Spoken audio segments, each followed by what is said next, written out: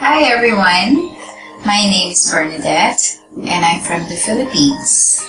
You may call me Bern for short.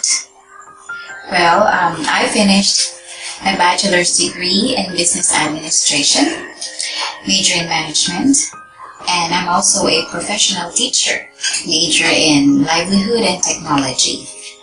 I've been teaching online for 7 years now, and I taught various students, Koreans and Americans. I realized that in 7 years, learning is an opportunity and a decision.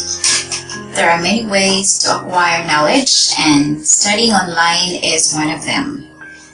I believe that getting someone to help you out, learn the language, is far greater experience because you'll be able to meet new circle of friends around the world. And if you want to learn basic English, conversational English, business English, or if you want to improve your speaking skills and listening skills, then you are much welcome in my class. You may register and I'll meet you soon. Thank you, and thank you for watching my video. I'll see you soon. Goodbye.